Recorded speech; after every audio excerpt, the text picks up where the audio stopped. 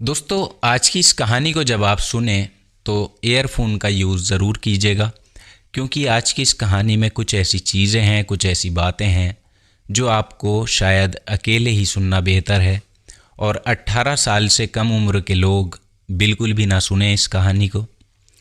तो दोस्तों, अक्सर ट्रेन में सफ़र करते हुए हमारी अजनबी लोगों से, अजनबी इंसान से दोस्ती मुलाकात हो जाती है, और कभी कभी ये दोस्ती रिश्तेदारी में भी बदल जाती है। अक्सर ऐसा हुआ है। मगर आज की कहानी में एक ऐसी घटना होती है जिसे सुनकर आपके भी होश उड़ जाएंगे। चलती ट्रेन में एक लड़की के सीने पर एक लड़का धोखे से जैसे ही हाथ रखता है, वो लड़की उस लड़के का हाथ को हटाने के बजाय उल्टा और उसका हाथ ट्रेन में ही अपने सीने पर रखवा लेती है। और ये लड़की उस लड़के के पीछे लग जाती है, और जब वो जागता है तो उससे कहती है कि तुम मुझे अब प्यार करो, जब तक तुम मुझे संतुष्ट नहीं करोगे मैं तुम्हारा पीछा नहीं छोड़ूंगी।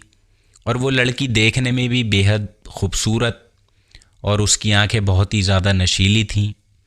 और ये लड़की बहुत अच्छे घराने से थी, बहुत अच्छी फैमिली से थी। मगर जब लड़की खुद किसी लड़के को ऐसा करने को कहेगी तो फिर लड़का भी मजबूर हो जाता है, या कहें वो अपने होश खो बैठता है और ऐसा काम कर डालता है। तो आखिरकार दोस्तों, उस लड़की ने चलती ट्रेन में ऐसा क्या किया और क्यों किया, चलिए जानते हैं आज की इस घटना में, इस कहानी में। सुबह का वक्त था। दिल्ली के पुराने रेलवे स्टेशन पर भीड़ भाड़ का माहौल था, जैसे हमेशा की तरह होता है। ठंडी हवा थी, बीच चाय और पकौड़ों की महक हर तरफ फैली हुई थी। प्लेटफॉर्म पर लोग अपनी अपनी ट्रेन का इंतज़ार भी कर रहे थे। और यहाँ पर एक नॉर्मल सा लड़का जिसका नाम इकबाल था, वो प्लेटफॉर्म पर खड़ा हुआ था, और इसकी उम्र लगभग 23 साल थी, और इसके चेहरे पर कुछ बेचैनी थी। वो मुंबई जाने वाले ट्रेन का आने का इंतज़ार कर रहा था।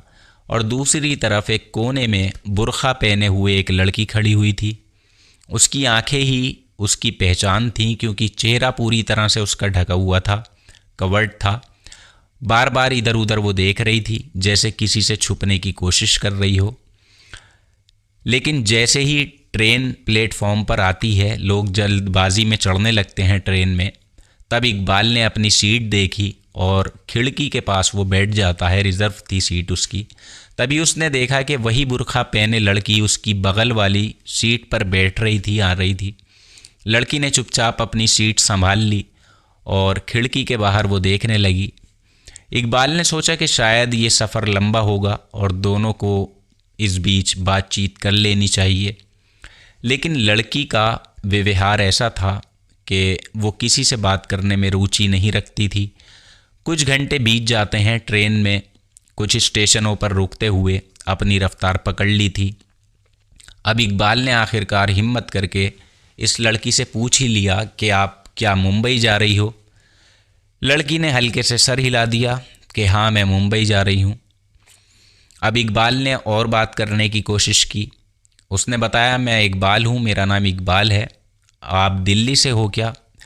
लड़की ने बड़े ही हल्के से लहजे में जवाब दिया कि मेरा नाम सायरा है और हाँ, मैं दिल्ली से हूँ।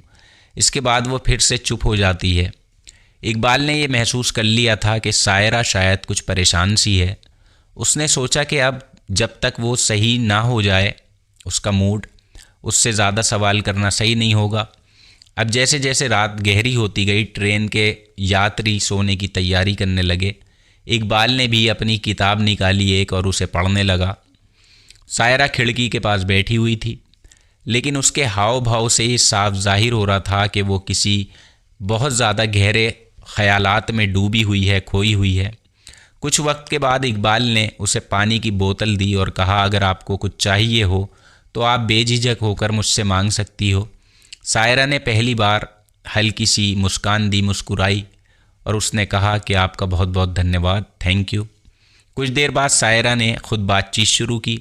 उसने धीरे धीरे बताया कि वो दिल्ली से अपने घर से भाग कर आई है। उसके परिवार ने उसकी मर्ज़ी के ख़िलाफ़ कहीं और शादी तय कर दी है उसकी, और उसे अपनी आज़ादी चाहिए थी। वो कहती है, मैं जानती हूँ कि ये सही नहीं है मेरे लिए, लेकिन मेरे पास कोई और ऑप्शन नहीं बचा था। और सायरा, उसकी आवाज़ में जो था वो दर्द था और डर भी था। इकबाल ने उसकी बात ध्यान से सुनी और उससे कहा कि कभी कभी ख़ुद के लिए लड़ना ज़रूरी हो जाता है, लेकिन आपको अकेले इतना बड़ा कदम नहीं उठाना चाहिए था। इससे पहले आपको थोड़ा सा सोच लेना चाहिए था, फैसला कर लेना चाहिए था।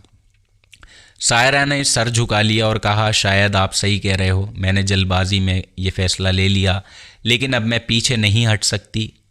और सफ़र के दौरान इकबाल और सायरा के बीच एक अनकहा सा भरोसा भी बन गया। इकबाल ने सायरा से वादा किया कि वो मुंबई में किसी सुरक्षित जगह पर पहुंचने में उसकी मदद भी करेगा। अब रात में जब ट्रेन एक सुनसान स्टेशन पर रुकती है तो कुछ अजनबी लोग डिब्बे में चढ़ते हैं और यात्रियों को परेशान करने लग जाते हैं। अब यहाँ पर इकबाल ने हिम्मत दिखाते हुए सायरा और बाकी लोगों को यानी यात्रियों को बचाया भी। सायरा ने पहली बार ये महसूस किया कि उसने इकबाल पर भरोसा करके सही किया है। जैसे जैसे ट्रेन मुंबई के करीब पहुंची, सायरा का डर अब थोड़ा सा कम होने लगा था। उसने इकबाल से कह दिया था कि मैं आपकी इस मदद के लिए ज़िंदगी भर जो है भूलूंगी नहीं, आभारी रहूंगी। रात के 3 बजे थे। ट्रेन बहुत तेज़ी से मुंबई की तरफ दौड़ रही थी। अब पूरी ट्रेन में अंधेरा था। इकबाल अपने बैग से ओढ़ने के लिए अपनी ब्लैंकेट निकालता है, कंबल निकालता है और वो कंबल ओढ़कर अपनी सीट पर बैठ जाता है और कुछ ही देर बाद बैठे बैठे सोने सा लगता है, जैसे आम यात्री सो जाते हैं। और कुछ वक्त बीतता है, एकदम से सायरा इकबाल के कंबल में आ जाती है। उसे सर्दी लगती है और सायरा की भी आंख लग जाती है और अचानक से इकबाल का हाथ सायरा के सीने पर रखा जाता है धोखे से और सायरा की आंख खुलती है, मगर सायरा की सांस बहुत तेज़ तेज़ चलने लगती है और उसका दिल कुछ और करने को कह रहा था। मगर इकबाल अपनी नींद में जो था खोया हुआ था और वो सोए ही जा रहा था और सायरा के दिल में अलग ही ख्याल चल रहे थे, अजीब तरह के। जब सायरा से बर्दाश्त नहीं होता तो सायरा इकबाल का हाथ पकड़कर अपने सीने पर रखवा लेती है और टच करवाने लगती है। इकबाल के हाथ को अपने सीने को अजीब तरह से करने लगती है, अपने सीने पर उसके हाथ से। अब सायरा से और बर्दाश्त नहीं हो रहा था। वो कंबल को दोनों के ऊपर डाल लेती है और इकबाल को प्यार करने की कोशिश करती है और करती भी है। अब इकबाल की आँख खुल जाती है। तब वो सायरा से कहता है, सायरा ये तुम क्या कर रही हो, ये सही नहीं है। सायरा इकबाल से कहती है, इकबाल आप मुझे रोको मत, और मेरा जो है इस टाइम बहुत ज़्यादा डिप्रेशन में हूँ, मैं परेशान हूँ और मेरा दिल चाह रहा है कि मैं तुम्हारे साथ कुछ करूँ। अब इकबाल ये बात सुनकर बहुत हैरान भी था। सोचने लगता है कि जो लड़की पहले मुझसे ठीक से बोल भी नहीं रही थी, बात भी नहीं कर रही थी, बहुत ज़्यादा परेशान थी और घर से भाग कर आई है, ये एकदम से ऐसा कैसे कर सकती है मेरे साथ। मगर इकबाल को सायरा का साथ देना पड़ता है वहाँ। वो ट्रेन में ही दोनों एक दूसरे को प्यार करते हैं उस कंबल के ही अंदर, क्योंकि रात का वक्त था, अंधेरा भी था पूरी बोगी में और ये दोनों कंबल में थे। अब सायरा ये सब हो जाने के बाद एक चीज़ सोच लेती है। वो सोच लेती है कि अब आगे उसे क्या करना है। अब दोस्तों टाइम गुजरता है, सुबह होती है और ये दोनों मुंबई पहुंच जाते हैं। लेकिन सायरा मुंबई तो पहुंच जाती है मगर उसके पास वहां पर रुकने के लिए, रहने के लिए कोई भी घर मौजूद नहीं था। इकबाल उससे कहता है, सायरा क्या तुम मेरे साथ चल सकती हो। सायरा इकबाल से कहती है, क्या तुम्हारे पास यहाँ कोई घर है। इकबाल कहता है, हाँ बिल्कुल, यहाँ पर अपना खुद का मेरा घर है और मैं यहीं पर काम करता हूँ, जॉब करता हूँ। तो इकबाल सायरा को अपने घर ले जाता है। अब ये दोनों एक दूसरे से प्यार करने लग जाते हैं और रोज़ाना रात को एक दूसरे के बहुत ज़्यादा करीब भी आते हैं। ये दोनों ही अब एक दूसरे को रोज़ रात में ऐसे ही किया करते। एक दिन सायरा इकबाल से कहती है, इकबाल मैं तुमको एक बात बताना चाहती हूँ जो मेरे दिल में है। इकबाल कहता है, हाँ बिल्कुल बोलो, बताओ क्या बात है।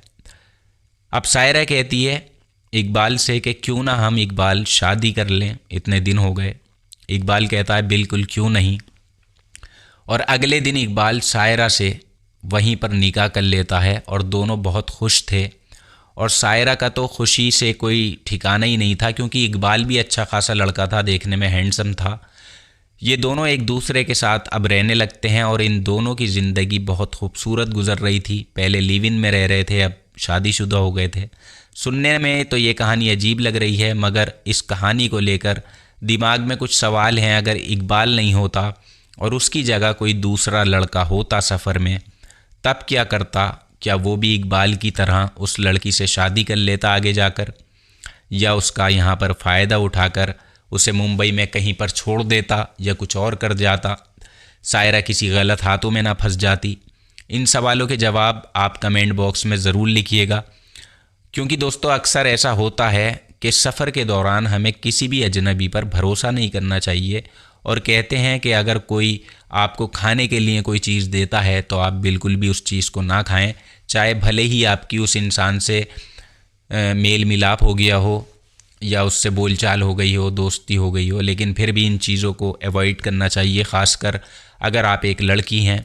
बल्कि लड़की तो छोड़िए, लड़कों के साथ भी ऐसा अक्सर हो जाता है, और कई कहानियाँ पिछली हमें सुनने को मिली हैं, ऐसी घटनाएं देखने को मिली हैं कि लड़कों को कुछ नशीला पदार्थ खिला दिया, वो बेहोश हो गया और उसकी जेब से पर्स निकाला, उसका सामान लूटा, मोबाइल लूटा, और वो वहाँ से रफ़ा दफ़ा हो गए लुटेरे।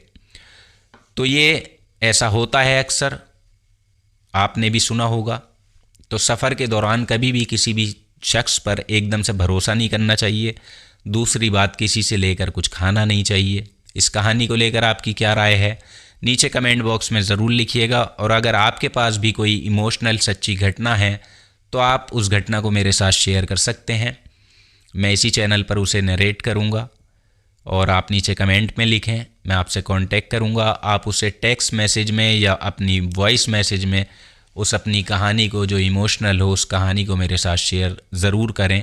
या अगर आपके पास कोई भूतिया कहानी है, हॉरर इंसिडेंट है जो किसी के साथ हुआ हो, घटा हो, तब भी आप मुझसे कांटेक्ट कर सकते हैं, क्योंकि हॉरर का चैनल भी है मेरा। आप वहां जाकर कहानियां सुनेंगे, जल्दी ही मैं उस चैनल का नाम आपको बताऊंगा, आप वो भी सुनिएगा। तो आज के एपिसोड में इतना ही, कल आपसे फिर मुलाकात होगी किसी नई सच्ची घटना में। और हाँ दोस्तों, एक बात जो मैं बार बार कहता हूँ आपसे, कि अगर आप कोई स्टोरी भेजें तो वो सच्ची घटना पर आधारित होनी चाहिए। ऐसा ना हो कि वो कहानी मनगढ़ंत हो, क्योंकि मैं जो भी कहानी सुनाता हूँ वो सच्ची घटना पर आधारित होती है। तो इसलिए जो भी कहानी आप बताएं, सुनाएं, वो सच्ची घटना पर आधारित होनी चाहिए। तो चलिए, आज के एपिसोड में इतना ही। अपना और अपनों का ख्याल रखिएगा। जय हिंद।